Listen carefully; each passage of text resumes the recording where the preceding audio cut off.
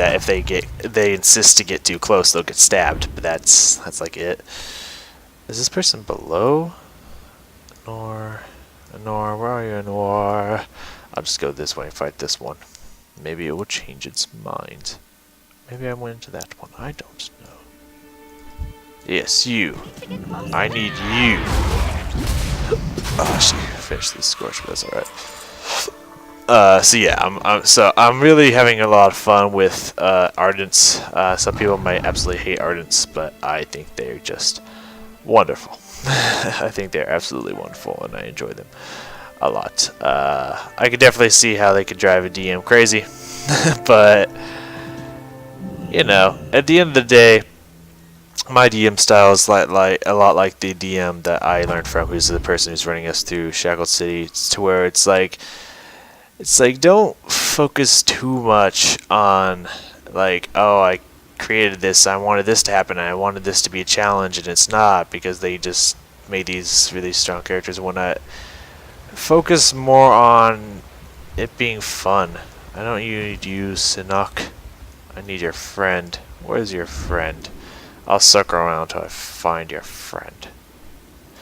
And I think this could be a lot of fun. It also has a lot of opportunity for entertaining role-playing aspects. So, you know, I just think it's all around going to be a good time.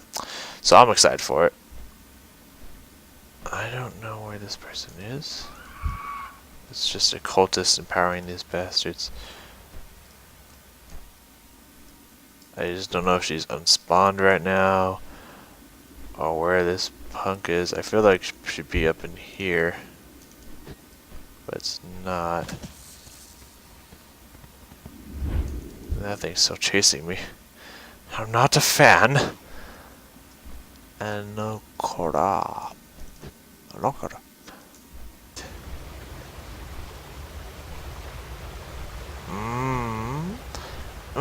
Yep, underneath. Ha ha ha. Sorry, it took me a second to realize that, but hey, we figured it out. It didn't take too long. You hiding down here in the springs? You getting your bathe on? Lazy motherfucker. Alright, these two done. So yeah, it's pretty much what's going on with me in the D&D world, which I'm pretty excited about. I made a custom campaign for my two people before I go into what that custom campaign entails. Oh yeah, you. Let's go turn to you, Chief, over here. I wanted to have that discussion I was just talking about a second ago. So a lot of new people, like students, I'm thinking of in particular at certain schools that I've heard of, are all about, yo, it's all about 5th edition, like, and I see that with like the new like all the streams that I've seen, like Critical Role and the D&D stream with I'll go back for that person here in a second. I want to go take this person out first. With one of the D&D storyline creators, what's his name? I think his name's Chris, or God, I forgot his name. Let's see. I have it up on my computer right now, but I just can't think of it. Anyways, yeah, the ones I've watched, everyone uses 5th edition. A lot of kids these days are like, hey, you know, it's all about 5th edition stuff, and just like, I've looked into 5th edition. And I won't lie, I am a little bit biased, because I started out in 3.5, but I looked into 5th edition, and I'm cool with Pathfinder. Ooh, do we use that here?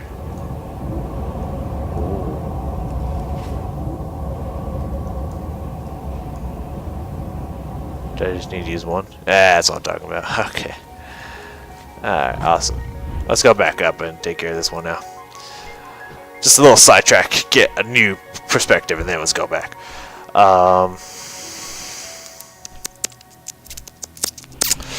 What was I saying? Oh, and I looked into 5th edition, and I personally, I I'm not a fan, you know? Like, I feel like they balanced stuff a little bit better than 3.5, because 3.5 can get out of hand really fast.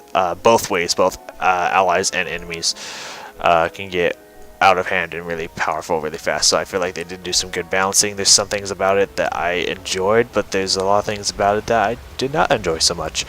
And I feel like one person who's also DM, and we have a lot of DM friends that all play together. It creates a power struggle, this whole thing, but it's still fun. You, Under King, John's Husk. How am I supposed to get out here without being able to fly? I guess I gotta do something with this. Yep, that's exactly what I gotta do. Can I? There we go. What's up, man? Leave no survivors. Yeah, ain't nice. All this guy wanted was some eggs. And you gonna arrest him for some eggs? Is that what you gonna do? Get down here and fight me like a fucking man! Beast thing. They killed them. All of them. Like, this is the whole thing. It's a tragedy. Ice Mist. Greetings. Oh, you like mass reviving? Whoa, nice mass revive, guys. Oh, okay, it's a fight. There's a fight. Oh, and he's giving them that bloodlust up in here. Very nice. Yeah, someone described it as 5th edition is kind of like D&D for like the new generation. It's... Oh, Jesus, he's mad. This cannot be! There we go. Yo, let's fuck this guy up. Why am I not hitting him? There we go. It's pretty much like for people who want to play D&D like it's World of Warcraft. There we go. Awesome. Yeah, pretty much it's like for those who want D&D to be like World of Warcraft, it's they play 5th edition. And you know, I kind of agree with that. I haven't really got a whole experience for 5th edition, but I've looked at it, and the only thing that I notice is like, here's the differences between a druid in 3.5 and a druid. Oh, I don't want to go Wintergrass. What the fuck? Oh, don't you PvP me, motherfucker! Shit. Anywho, whatever. If I die, I die. Like a druid in 3.5 and a druid in 5th edition. So druid in 3.5 has an animal companion that you start with. Druid in 5th edition does not. You don't get an animal companion anymore. That's cool. Whatever. 3.5, you get... I mean, of course, this is just flat baseline without any kind of modifiers to give you additional spells per day. But you get, like, you can get up to, like, 6, I believe. 6 spells per day in every single slot, and, like, up to, like, 4 or 5 spells per day on your 9th level magic. On 5th edition, you cap out at 4 all the way across the board and only get 1. Only 1 spell per day in 9th level spells. Like, are you serious? What are you looking for? Are you 1? Who the fuck would want that? That's dumb. I mean, obviously, I'm sure with wisdom modifiers and feats and whatnot, you can get it to be more than that. But, I mean, the fact that on just plain pen and paper, it caps out at 1. That, to me, is just a deal breaker immediately. I think that that's silly. I think that that's absolutely silly.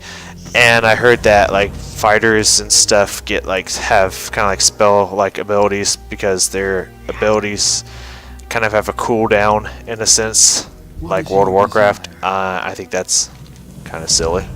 But so in all honesty, I am a little biased, but I mean, I look at 3.5 and it's like, this all makes sense. Sure, it might be a little unbalanced, but everything about it makes sense. But I look at 5th edition and my thought is, why would you? And I don't feel like that is a feeling I should have about a game that I want to feel good about, you know? What's up, man? You ready? Go in peace. Yeah, you ready to join us? Awesome. Yeah, do that shit. I'm gonna watch. Um, so yeah, that's just my opinion personally. It just doesn't make any sense to me why anyone would play 5th edition. I'm cool with 3.5 and Pathfinder, but 5th edition just, it seems like the watered down version for a more everybody friendly, which is nice that that exists, but it's like, for what I would feel, I wouldn't call myself by any means necessary a veteran player, because I have not been playing D&D nearly long enough to call myself a veteran player. I've only been playing it for almost a year. That's not long at all. So I wouldn't call myself a veteran player, but I feel like for people, I feel that this could be a scenario for people who call themselves veteran players.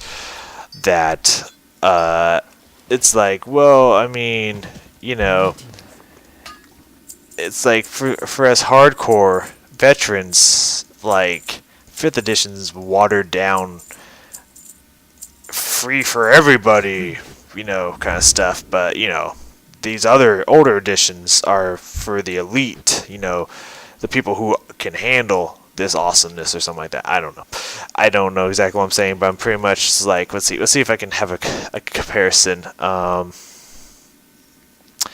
Let's see if there's a analytical comparison.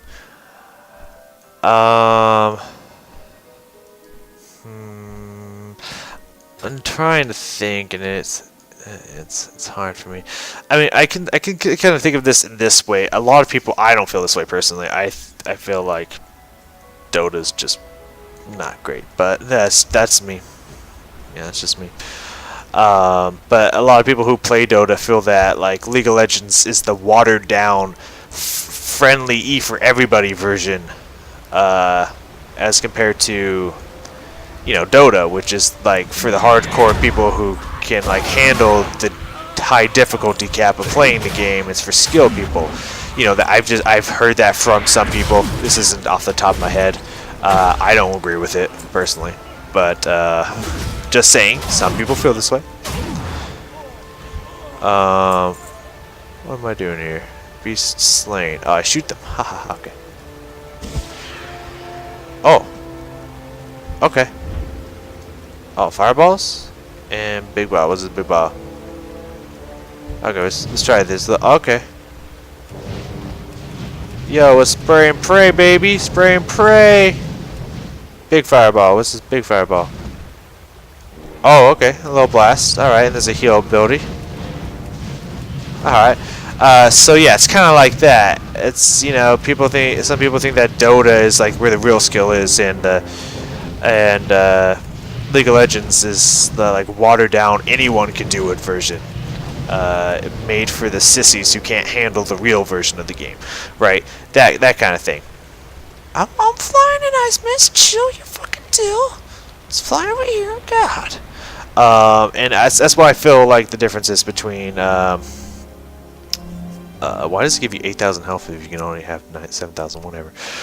That's why I feel the difference between 3.5 and 5th edition is that 3.5 is for the, you know, if you got skill and you're good with D&D, you handle the 3.5 where the real talent's at. And if you want the watered down version where anyone can just pick it up and play, and it's for the kind of the beginning sissies, again, not necessarily my opinions, just saying, as a kind of exaggerating comparison to get my point across. Not trying to offend anyone.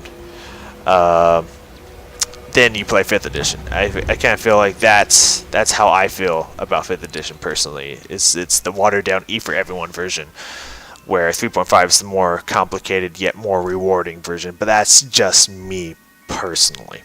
That's all I'm saying. So enough about D&D. We're playing World of Warcraft. I just sometimes like to get off in tangents about other stuff. I hope it doesn't bother you guys. I talk about other games while playing this game. I talk about I flip back and forth between what I'm talking about in this game, so I hope it's good enough comparison. I still don't know who's throwing that shit at people. It just comes out of nowhere. Then they get all excited and fly off. I don't understand this. Alright, we got 33 quests done here today. I'm pretty happy about that information. 33 quests, and we had 0 when we started.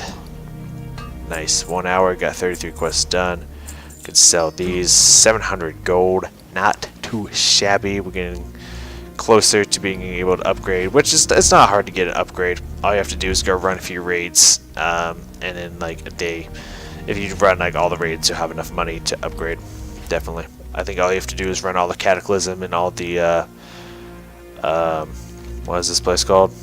I mean, obviously it's Northrend, Wrath of the Lich King raids, and you should have probably after that 2.5 to 3,000. So if you just run all the raids in one day, you should have close to 5,000. At least around 3 to 4,000. So, you know, do that. I think that's going to be it for me, because I want to go play a match of League of Legends. I do have to get up kind of early, so I at least want to try to see if I can get one good game in. Good is hoping good game in. So thank you for joining me. Next time we're going to continue our questing here. And Dragon Blight, we still got 97 quests to go. I'm excited. Let me look here. 78, yeah, 75 and then 78 are gonna be really nice. Really nice levels for us. And yeah, hopefully next recording session we can get up to maybe 74, 75. 75 would be absolutely awesome. And then we'll go on from there. So I will see you guys next time.